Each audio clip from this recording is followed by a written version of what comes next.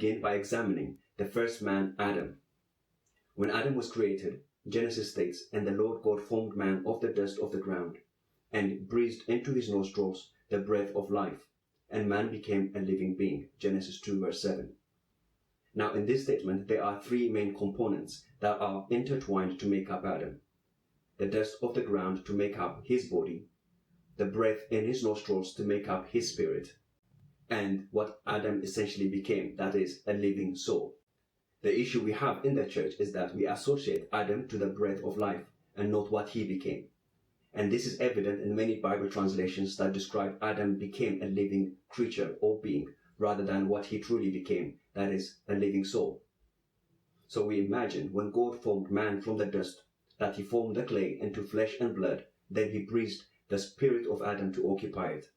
Rather than when God breathed into the clay, into a form of clay, the clay was transformed to be both flesh and blood, and Adam awoke to be a living being. For which we have as an example in John chapter 9 verse 6 to 7, where the Lord made clay to make a blind man to see. The difference between these two statements is that one makes Adam a visitor, a spiritual being bound to the natural, while the other ties Adam directly to the earth, making him a natural being. The former point of view is what is commonly believed in the church, which is what we seek to disprove in this study. The main issue being, we assume because we are made in the image of God, we must also be spirit as God is spirit. Likeness does not mean that. We can walk the streets of London and we will see bronze statues made in the likeness of mankind, but they are not flesh and blood. And if we take it to mean as God is spirit, we are also made spirit, then are we created God? No, we are not. But God made us in his likeness through flesh and blood, as he made his angels the sons of God in his likeness as spirits. Hebrews says of the Lord Jesus Christ, who came as flesh and blood, that he was the express image of the person of God. Hebrews 1 verse 3. Meaning the image of God is more than substance, be it spiritual or natural, but it is the personhood of God, that is his nature and character through which we are able to know him. Now the very name Adam has a great significance, in that it is associated with the Hebrew word for ground, ha-adama. And it is also worth considering his name association to the Hebrew word for blood, dam. So the name Adam is literally associated with ground man or even blood man. So in the name of Adam, God is in essence telling us where Adam came from and what he essentially is, that is a soul. The soul is composed of emotions, mind, conscience, and will. It is the personhood and character of that being. This has significance in the sense that we imagine that the body of Adam was made from off the dust of the ground. But by the same reasoning, we forget to associate his blood was also made from the ground. And it is the blood of man or even any living creature that is associated with the life, personhood, or soul of that being. So we can say Adam's body and soul was formed from the very earth beneath our feet. This is a very important point to bear in mind because it is the main concept that undergirds what we are studying. It's worth considering that the statement that defined the creation of mankind contained within it his triune nature, body, spirit, and soul. So when we read the creation of Adam, Adam did not just become a living being, but a living soul. The difference between these two translations is very subtle, yet it is significant. That is Adam's created nature that was revealed in this statement, not the mere fact that he became a living creature. And even in the case that people prefer the term being to avoid the obvious use of the word soul, the intended meaning of their translation is precisely as what the soul represents, that is the personhood. They are not saying Adam became a creature, but Adam became a self-aware living being. And it is this association that determines what Adam was, that is a soul. And we will prove this from the words Paul used to describe this moment of creation when he translated the Hebrew to Greek. In the main text of our study, Paul wrote, "The first Adam became into a living Zao, soul, suke. The last Adam into a life-giving Zopio, spirit, pneuma." 1 Corinthians chapter 15 verse 45.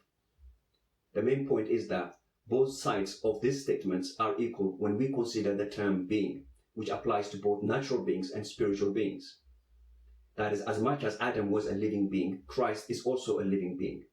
Then the difference between the two statements is what essentially that being is, which is the very point Paul is trying to prove, saying the spiritual was not first, but the natural. From that statement, he is concluding that the being of Adam was natural, while the being of Christ is spiritual, which he became being born from the dead. It is not the matter of the life-giving aspect of Christ that is a point of comparison either, because Adam was also able to create after himself as God commanded him to multiply and be fruitful. If the matter of life-giving is the point, then Christ could have just simply become a life-giving soul, suhe. But what Christ became is essentially different, that is spirit, and it's contrasted against what Adam was originally created to be, a living soul. In this respect, the Lord said to Nicodemus that having been born of the flesh is flesh, and having been born of the spirit is spirit. John chapter 3 verse 6.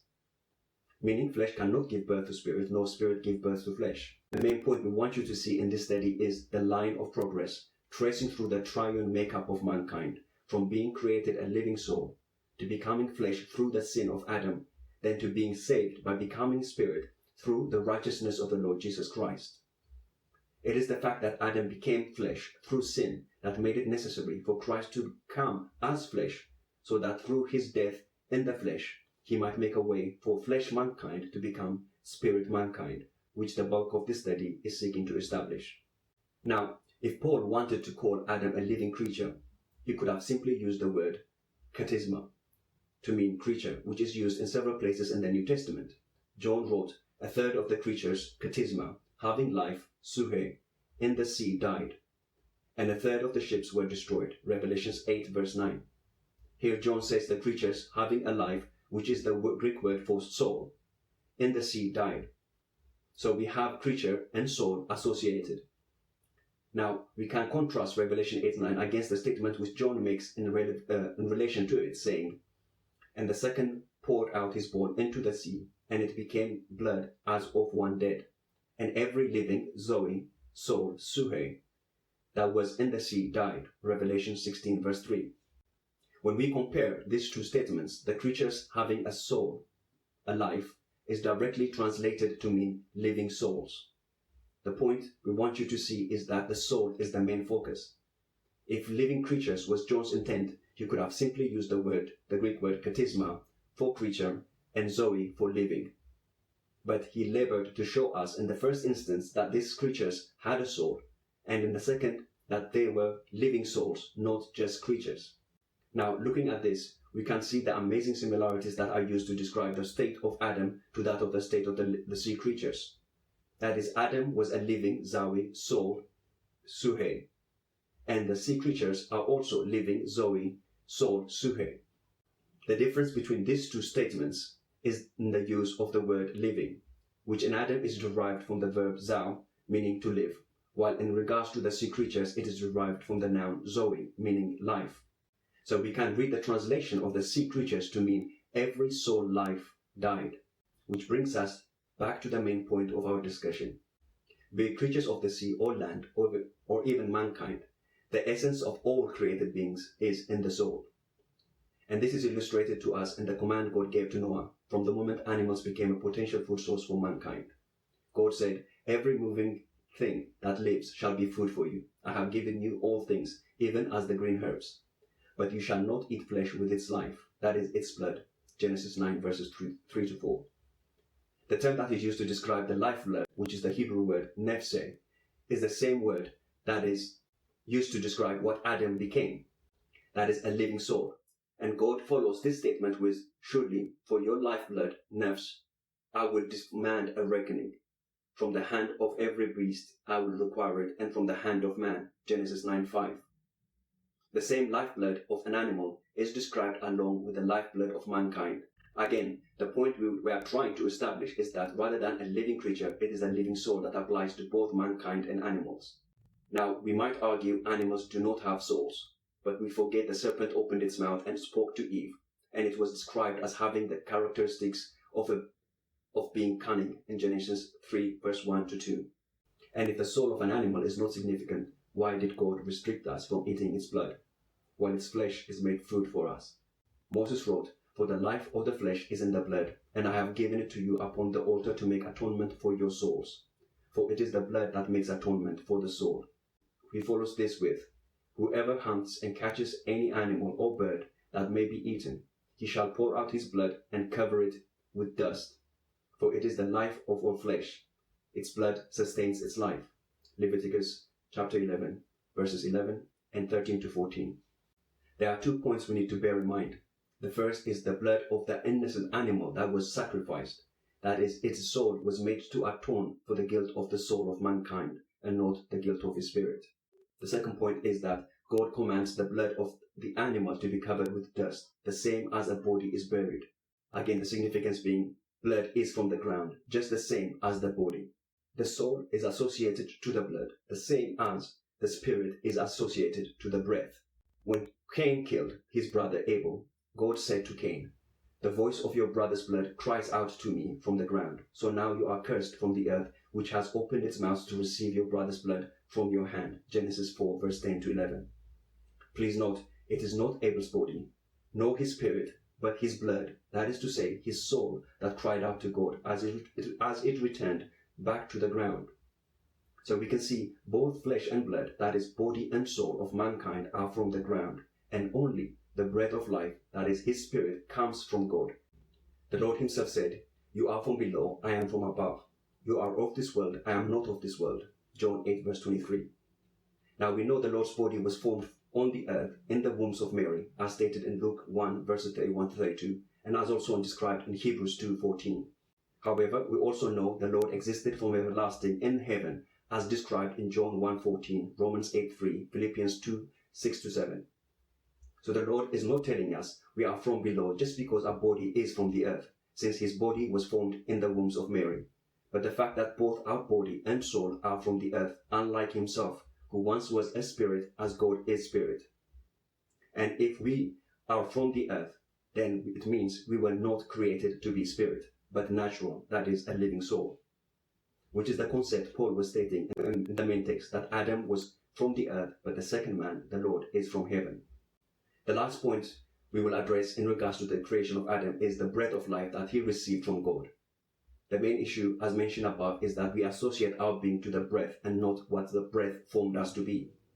The effect of the breath of life is best described by Elihu in the story of Job, when he said, "The Spirit of God has made me, and the breath of the Almighty gives me life." Job 33, verse 4. Elihu is making the point that the Spirit of God formed his body and soul, while the breath of God sustains him. The word he used to mean "gives me life" is to say it causes me to live. And again, Elihu says, if God should set his heart on it, and if he should gather to himself his spirit and his breath, all flesh would perish together and man would return to dust. Job 34, verse 14. The significant point being the breath of life from God animates the body, as James also said, "For just as the body apart from the spirit is dead." James 2, verse 26. The basic principle is that the soul is eternal, hence a living soul, but it needs the body to dwell in, and the body needs the breath of life, that is the spirit, to function. So we can say the Spirit of God formed the body and soul of mankind, while the breath of God causes us to live. And this breath of life is available to every living creature on the earth. God said to Noah, "And behold, I myself am bringing floodwaters on the earth to destroy from under heaven all flesh, in which is the breath of life. Everything that is on the earth shall die." Genesis 6, verse 17. And again, "And all flesh died that moved on the earth, birds and cattle and beasts, and every creeping thing that creeps on the earth, and every man, all in whose nostrils was the breath of the Spirit of life. All that was on the dry land died." Genesis 7, verses 21 to 22. The very same term that was used to describe the creation of Adam is used to describe every living being on the earth. That is the breath of the Spirit of life in the nostrils. As Solomon said, "Who knows the spirit of the sons of men goes upwards, and the spirit of the animals which goes down to the earth." Ecclesiastes chapter 3, verse 21. That is to say, the same breath that animates the living creatures of the earth animates us also, which is the point Solomon was making. And Solomon describes the end of natural mankind as the dust will return to the earth as it was, and the spirit will return to God who gave it. Ecclesiastes chapter 12, verse 7. The spirit Solomon is referring to is the breath of life that is present in every living being on earth. Therefore, Solomon is saying our body and soul will return to the ground, but the spirit, the breath of life that is in us will always return back to God. Now, there are two concepts of life which we need to distinguish between. The first, which God described as all flesh, in which is the breath of life. The second, which God described as for the life of the flesh is in the blood. Now, the first statement is in regards to the cause and sustainer of life, flesh life, which comes forth from God, which has to do with the breath, that is the Spirit, as Elihu describes, saying, "The Spirit of God has made me, and the breath of the Almighty gives me life." However, the second is in regards to the effect, that is, in respect to what is caused into being, that is the blood, the soul life, which, unlike the body that returns to dust, the soul life is eternal, which Adam became. So the overall point is that Adam was a living soul who had a spirit and lived in a body. Now, this was the original state of creation, which God intended, and in this study we will trace the descent and ascent of mankind through sin and righteousness. We should never forget that the natural was created to be eternal, and that when God saw everything that he had made, and indeed it was very good, Genesis 1:31, what made the natural to be transient and corrupt is the entrance of sin and death through the fall of Adam. Paul wrote, "Because of this, just as sin entered into the world through one man, and death through sin, so also death passed to all men because all sinned." Romans 5:12. So when we examine the creation of Adam, we have to view him in the light of perfection which he once had, dwelling in a perfect world which God made for him. And there was no enmity in Adam. His body was perfectly at peace with his spirit, since there was no outside force influencing him yet. Mankind was perfectly suited for the natural world, as the angels were to the spiritual. Therefore, Adam had no need to be in heaven, since earth herself was a paradise.